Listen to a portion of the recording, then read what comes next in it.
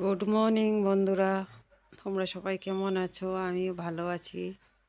আর দেখো ফুলগুলো কত সুন্দর। কালকে এক জায়গায় ঘুরতে গিয়েছিলাম, ওইখানে মানে এই ফুলের গাছ আছে, অনেক ফুল। ফুলের জন্য পাতা দেখা যাচ্ছে না, আর ঝরে ঝরে নিচেও পড়ছে অনেক। দেখতে কিন্তু খুবই সুন্দর ফুলটা। তো আমি এটা কিছুটা ভিডিও করে কিছুটা ফুল নিয়ে আসছি বাড়িতে। তো চলো আজকে আমি কাবেরীস কর্নার থেকে বলছি। আমার চ্যানেলে সবাইকে স্বাগত জানাই। আজকের ভিডিও আমি শুরু করছি। আজকে আমি বানাবো কিনুয়ার পায়েস। তো এটা কিনুয়া দেখো, আমি বাটিতে নিয়ে নিচ্ছি 100 গ্রামের মতো কিনুয়া। এখন আমি এটা ভালো করে ধুয়ে 10 মিনিট ভিজিয়ে রাখবো জলে। কিনুয়া ভালো করে ধুয়ে ভিজিয়ে রাখবো। এবার আমি কড়াইতে ঘি দিয়ে দিচ্ছি। ঘিটা হালকা গরম হয়ে আসলে আমি কিনুয়াগুলো এখানে 10 থেকে 15 মিনিটের মতো ভাজা করে নেব। তো দেখো জলটা ঝরে গেছে, এখন কিনুয়াগুলো আমি ভাজা করে নেব।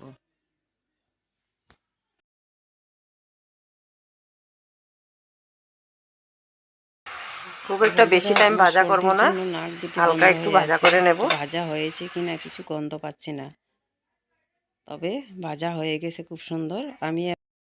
কিন্তু কিনুয়াটা দেখে মনে হচ্ছে ভাজা হয়ে গেছে খুব সুন্দর।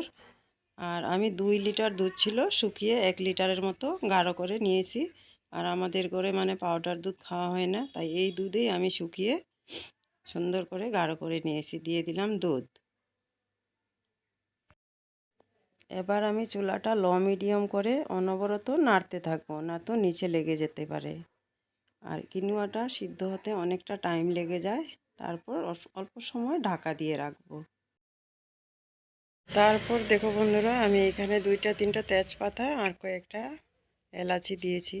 আর এলাচিগুলো অল্প ফাটা করে দিয়েছি যাতে গন্ধটা খুব সুন্দর বেরিয়ে আসে। আর বন্ধুরা, তোমরা চাইলে এই কিনুয়ার পায়েসটা প্রেসার কুকারেও রান্না করতে পারো।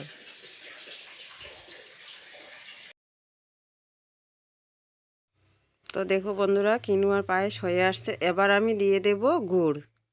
আর আমি গুড় দেব, খেজুরের গুড়টা দেব। আর তোমরা চাইলে আখের গুড়টাও দিতে পারো, কিন্তু পায়েসটা ঠান্ডা হওয়ার পর আখের গুড় দিতে হবে, না তো দুধটা ফেটে যাওয়ার ভয় থাকে। তো এবার আমি গুড় দিয়ে দেব, খেজুরের গুড়। গুড়টা দিয়ে আরও কিছুক্ষণ রান্না করব।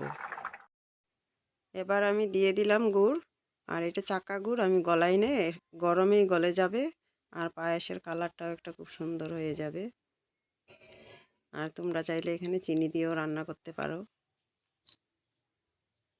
চিনি দিয়েও পায়েসটা রান্না করে খেতেও ভালো লাগে, খুব সুন্দর হয়। আর বন্ধুরা, কিনুয়া খাওয়া শরীরের জন্য খুবই ভালো, কোনো ক্ষতি হয় না, উপকারেই হয়। একটা হেলদি রেসিপি। আর কিনুয়া দিয়ে খিচুড়ি রান্না করেও খেতে পারো, পোলাও রান্না করেও খেতে পারো। সবজি দিয়ে পোলাও খেতে খুবই ভালো লাগে। তো দেখো বন্ধুরা, কিনুয়ার পায়েস হয়ে গেছে। খেতে কিন্তু খুবই টেস্টি হয়েছিল, দেখতে যেমন সুন্দর খেতেও খুব সুন্দর হয়েছে। আর বাচ্চা বড় সবাই খেতে পারবে এই কিনুয়া। খেলে কিন্তু শরীরের জন্য খুবই ভালো। আর কেমন হয়েছে তোমরা কমেন্ট করে বলবে।